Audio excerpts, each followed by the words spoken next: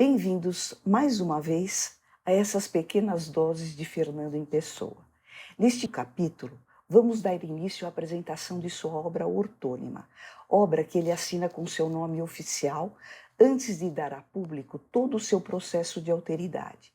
Textos que meu querido e saudoso professor Francisco Maciel Silveira chama de Fernando Pessoa, ele mesmo um outro, ou como o próprio poeta se denomina, a obra do autor na sua própria pessoa. Antes de entrarmos no cancioneiro, propriamente dito, eu separei este capítulo para conhecermos algumas experiências estéticas que nosso Fernando em Pessoa experimentou sob diversos ismos dentro da literatura portuguesa.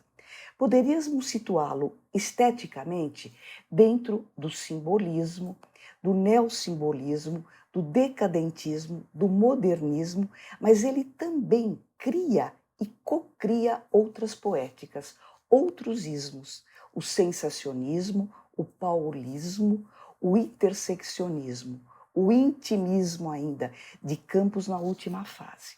Enfim, toda essa multiplicidade de pertencimentos a muitos preceitos poéticos que já poderiam indicar seu processo heteronímico.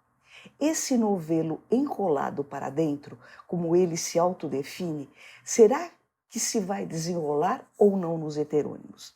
Vejamos. Em Quadras ao Gosto Popular, escreve sobre seu procedimento criativo e essa autodenominação, novelo enrolado para dentro. Vejamos. Caiu no chão um novelo e foi se desenrolando. Passas a mão no cabelo, não sei em que estás pensando. Sempre essa preocupação de não ser entendido. Estou me desenrolando. Vocês estão me entendendo? Bem, voltemos aos ismos de Pessoa. O paulismo é a primeira das três poéticas criadas por Fernando Pessoa. Vai do período de 1913 a 1915. É uma poética que se exprime por ambiente sombrio, de águas escuras e paradas, nas quais o poeta não se encontra.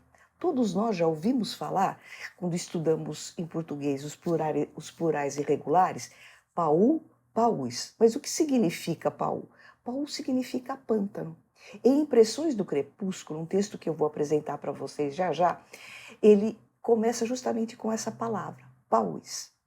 A segunda poética é o interseccionismo, a intersecção de percepções, de sensações, um processo criativo usado pelos pintores futuristas. Chuva Oblíqua é um exemplo disso. E ainda o sensacionismo, onde se fundem as atitudes paulista e interseccionista, que se podem inserir genericamente no modernismo. Em páginas íntimas e de autointerpretação, e ainda em páginas de estética, e ainda em cartas aos seus contemporâneos, ele está sempre a se explicar sua obra, seus engajamentos e, como eu já disse, a si próprio. Um parênteses. Água Viva, de Clarice Lispector, pode se caracterizar como uma poesia sensacionista. Esses ismos todos foram, enfim, uma passagem do simbolismo ao modernismo português, especificamente de Fernando Pessoa, seu grande amigo Mário de Sá Carneiro e a turma das revistas Orfeu, a Águia, onde estreia como ensaísta com um texto intitulado A Nova Poesia Portuguesa. E ainda da revista Presença, que só teve um número, mas deixou como rastro o presencismo. Poesias de paisagens interiores que já vêm dos poetas simbolistas franceses. Paús Pântanos já vem de André Gide no Les Paludes. E outros poetas franceses também. Mallarmé, Verlaine, Baudelaire, experiências que vão além do significado da palavra, onde as imagens são extremamente subjetivas. Metáforas perdem de vista o primeiro termo da comparação e os textos se fazem herméticos. É a palavra saindo do seu confortável significado dicionarista. Rimbaud, o poeta maldito, escreve a um professor: Je é un autre, indiciando já todo um procedimento de alteridade, mas que só vai se realizar em nosso Fernando Pessoa propriamente dito. É o ponto de chegada na literatura de Teixeira de Pascoais, Antônio Nobre, Antero de Quental, Camilo Peçanha, o grande Cesário Verde e outros. Ismos ou poéticas que revelam a angústia existencial e a incapacidade de expressão.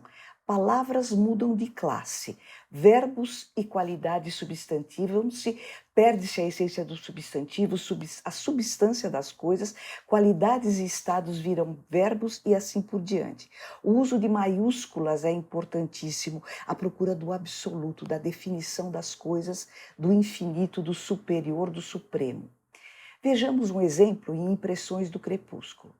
Paus de roçarem ânsias pela minha alma em ouro. Dobre longínquo de outros sinos, empalidece o louro, trigo na cinza do poente. Corre um frio carnal por minha alma. Tão sempre à mesma hora, balouçar de cismos de palma, silêncio que as folhas fitam em nós. Outono delgado, ó que mudo grito de ânsia põe garras na hora. Que pasmo de mim anseia por outra coisa que o que chora. Estendo a mão para além, mas ao estendê-la já vejo que não é aquilo que quero, aquilo que desejo. Símbolos da imperfeição. Ó tão antiguidade, a hora expulsa de si tempo. O tempo, a angústia existencial. De onde eu vim, para onde eu vou, o que é que eu faço com esse espaço de tempo que me é concedido viver. Outro exemplo, agora de interseccionismo, seria a chuva oblíqua.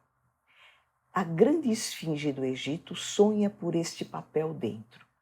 Escrevo e ela aparece-me através da minha mão transparente, e ao canto do papel erguem-se as pirâmides. Escrevo, perturbo-me de ver o bico da minha pena, ser o perfil de Rei Kelps, de repente paro, escureceu tudo, caio por um abismo feito de tempo. Estou soterrado sob as pirâmides a escrever versos à luz clara deste candeeiro, e todo o Egito me esmaga alto através dos traços que faço com a minha pena. Muito difícil. O próprio Fernando Pessoa classifica algumas dessas experiências como menos importantes. Todavia, o sensacionismo vai ser desenvolvido em Caeiro e Campos. Dentro desse clima surreal, vamos agora a mais uma estranheza, em verdade um fato, sobre Fernando Pessoa, o Virgem Negra. Em 1988, por ocasião do centenário do seu nascimento, um fato curioso marca o traslado dos restos mortais do poeta do cemitério dos Prazeres, jazigo da família, para o mosteiro dos Jerônimos. Disse que ao abrirem a urna, o corpo do poeta teria sido encontrado incorrupto após 53 anos de sua morte, em perfeito estado de conservação, apenas enegrecido. Em 1989, o principal nome do surrealismo português, Mário Cesarini, escreveu um livro intitulado O Virgem Negra, Fernando Pessoa, explicado às criancinhas naturais e estrangeiras, referência a tal fato, um texto realmente surreal. Cesarini cede a voz de autor a Fernando Pessoa, que refaz sua biografia desconstruindo-se. Realmente é surreal. Para encerrar esse 6º capítulo e deixar todos com água na boca, leio o poema que vocês conhecem e que vai iniciar o nosso 7º episódio, que seria a apresentação da obra ortônima em cancioneiro. Vejamos então. Autopsicografia. O poeta é um fingidor. Finge tão completamente que chega a fingir que é dor, a dor que devera sente. E os que leem o que escreve, na dor lida, sentem bem. Não as duas que ele teve, mas só a que eles não têm. E assim, nas calhas de roda, gira a entreter a razão esse comboio de corda que se chama coração. Até breve, não se esqueçam de curtir, comentar, compartilhar, sugerir e obrigada. Até mais.